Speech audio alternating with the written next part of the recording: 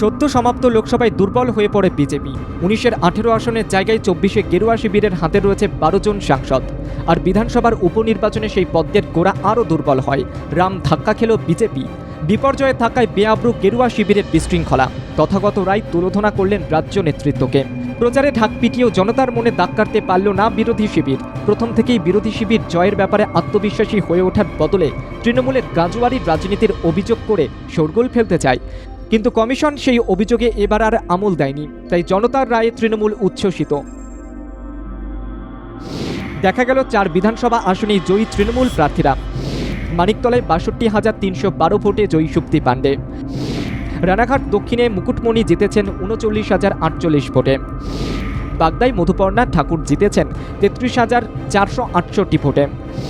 কৃষ্ণকল্যাণী 49,536 ভোটে জয়ী। উন্নয়নের রাজনীতিকে হাতিয়ার করে যে লক্ষ্যভেদ হয়েছে তা উচ্ছ্বসিত তৃণমূল প্রার্থীরা স্বীকার করে নিয়েছেন। তৃণমূল সুপ্রিমো মমতা বন্দ্যোপাধ্যায় এই জয় 21শে জুলাইয়ের শহীদদের উদ্দেশ্যে উৎসর্গ করতে চান। মানুষের প্রতি দায়বদ্ধতা থেকে আরও কাজের বার্তা দিয়েছেন তিনি।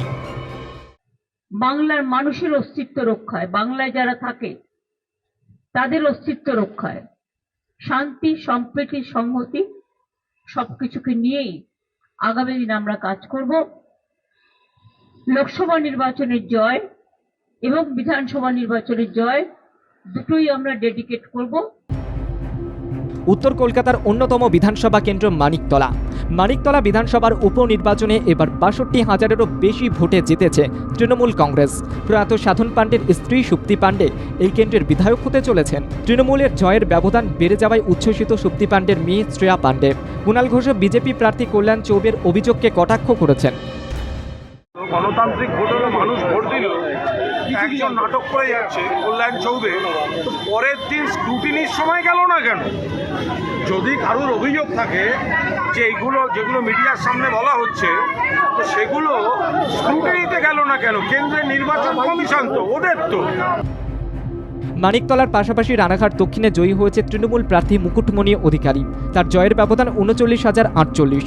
তার নিকটতম প্রতিদ্বন্দ্বী বিজেপির মনোজ কুমার বিশ্বাস। মুকুটমণি জয়ের পর বলেন, বিজেপি মানুষের খবর রাখে না। পিছিয়ে পড়া মতুয়া শ্রেণীর মানুষের কথা বিজেপি ভাবে না। মানুষ সেটা বুঝে গিয়েছে, তাই এই ফল। রানাঘাট দক্ষিণের মতোই রায়গঞ্জে গেরুয়া ফিকে হয়েছে। বিপুল ব্যবধানে জয়ী হয়ে বেশ আত্মবিশ্বাসী কৃষ্ণ। মতুয়াগড়ে বাগদাতেও ফুটেছে ঘাসফুল তৃণমূল। চলতি বিধানসভায় রাজ্যের সর্বকনিষ্ঠ বিধায়ক হতে চলেছেন মতুয়া পরিবারের সদস্য এবং তৃণমূল সাংসদ মমতা বালা ঠাকুরের কন্যা মধুপর্ণা ঠাকুর। 13 বছর পর এই কেন্দ্রে ফিরল তৃণমূল। সর্বকনিষ্ঠ বিধায়ক হতে চলেছেন মধুপর্ণা। তৃণমূল নেতৃত্ব মনে করছে মূল্যবৃদ্ধি, বেকারত্ব, বাংলাকে বঞ্চনা থেকে উন্নয়নের কথা বলেও কাজ না করার মতো বিষয় বাংলার মানুষের মনে দাগ কেটেছে।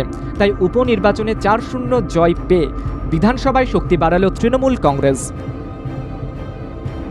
ব্যুরো রিপোর্ট, বাংলা জাগো।